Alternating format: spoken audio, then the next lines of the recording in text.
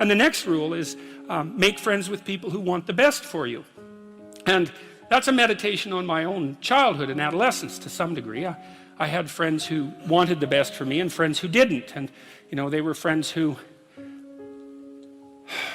some of them were aiming up and some of them were aiming down. And if you have a friend that's aiming down and you do something that's aiming up, then they're generally not that happy about it, you know. They try to top your accomplishment with one of their own, hypothetical or real, or put down what you're doing, or offer you a cigarette if you're trying to quit and you've kind of done that successfully, or a drink if you've been drinking too much and are trying to stop being an alcoholic, you know. Or yeah, they're cynical and bitter and devoted towards no good, and sometimes that's family members too, and sometimes it's even part of you, you know. But this chapter is an injunction to people, is like you have an ethical responsibility to take care of yourself, you have an ethical responsibility to surround yourself with people who have the courage and faith and wisdom to wish you well when you've done something good, and to stop you when you're doing something destructive. And if your friends aren't like that, then they're not your friends. And maintaining your friendships with them might not even be in their interest. And so it's a tricky argument to make, because I'm not saying, you know, whenever anyone's in trouble, you should, you know, push them into a ditch and then give them a couple of kicks. That's not the idea.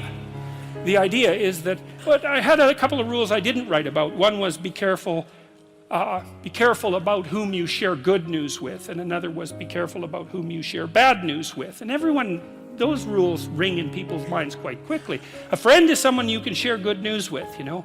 You go to them and you say, hey, look, this good thing happened to me, and they say, look, I'm so happy that happened to you, like, way to be. And they don't think, God damn it, why didn't that happen to me? And like, you know, you didn't deserve it, here's a bunch of reasons you're stupid and why it won't work. It's like, that's not helpful. And so I would say, like, if people are, you know what, the other thing people are doing, if they're trying to drag you down, let's say, is they're trying to see if you'll put up with it. Because they have this idea that maybe life isn't worth living and things aren't good, and that if they can besmirch, let's say, to use an archaic term, something that's pristine and good, then they demonstrate to themselves that there is no true ideal and that there's no necessary reason to be responsible and to strive forward. And so they use you as a test case, you know. I'll just push you down into the low lobster bin and see how you respond, and if you put up with it, then yeah, my cynicism is fully justified. And so, well, that's chapter 3. If you have a friend and you tell them bad news, they're out. You know, who cares about the fact that you've screwed up your 3rd marriage? It's like, have another drink, ha ha ha. It's like, no. And the other thing, you know, people don't exactly understand that it's okay morally to choose people that are trying to help you be better, and to shy away from people who are going to drag you down. So this image always comes to mind for me. You know, if you're a lifeguard and you want to rescue someone who's drowning, the way you swim up to them is like this, with your foot out. And the reason is, well, maybe they're panicking, and 2 drowned people is not an improvement over 1.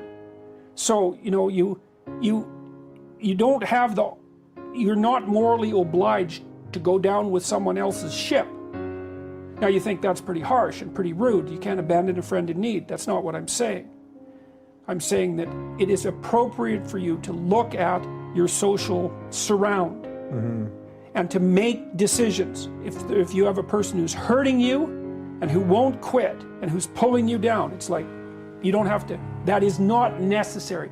You are not obligated to do that. You go with people that are trying to elevate you. You know why I thought this chapter was particularly powerful is because I get so much email, and I think one of the questions we got at Clemson was related to this, that so many of the people who are waking up to the nonsense of postmodernism and all that, they're losing friends. You know what I mean? They're losing their old friends who view that thing as this religion that you must adhere to.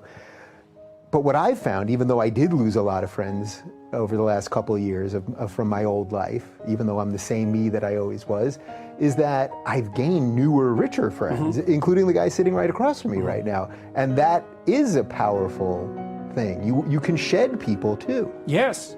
Well, you actually are obligated to. It's like you are not obligated to associate with people who are making your life worse, or who are even more, and I would say this more profoundly in some sense, you are obligated not to associate with people who are trying to damage the structure of being. Your being, so the family being, social being, all of that. It's like, no, wrong, move away.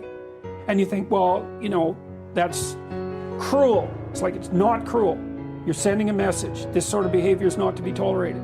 Plus, if you make a success out of yourself, let's say that you develop your character, well, then you're a example. And at some point, maybe that's what that person is going to need, is an example. You know, maybe they'll hit bottom and think, oh my God, I'm not on the right path. It's like, there's an example I could follow. So, and you can't justify it by compassion, because often that's an excuse too. It's like, I'm hanging around with my drug addict, alcoholic friends because I want to help them. It's like, really, is that right? Maybe, right. Probably not though. You're not a saint, probably. Maybe you are. Yeah. But it's unlikely. Like you have an ethical responsibility to take care of yourself, you have an ethical responsibility to surround yourself with people who have the courage and faith and wisdom to wish you well when you've done something good. Because if you're starting to put your life together and you have friends that object, those are not friends. Those are just people you know. They're not friends, because a friend is someone, this is one of the hallmarks of a friend. Here's 2 hallmarks. Mm-hmm. A friend is someone you can tell bad news to. And they won't tell you why you're an idiot, and they won't interfere with your suffering. They'll just listen, and maybe they'll suffer along with you. Okay, so you can tell bad news to them, and they won't tell you some worse thing that happened to them. They'll listen, and they'll suffer along with you. But a friend is also someone you can tell good news to. And the friend will say, wow, in this veil of tears, something good happened to you. Great, man. Congrats. I'm wonderful. It's rare. It's unlikely. Good for you. I hope 10 more things like that happen. And they're not envious, and they're not jealous, and they're not one-upping you. And if you're trying to get your life together, it's actually, if you're trying to get your life together and your friends get in the way, that's actually real useful for you, because you've now identified who your friends aren't. And you might think, well, I can't give them up. It's like, oh yes, you can. And not only can you should.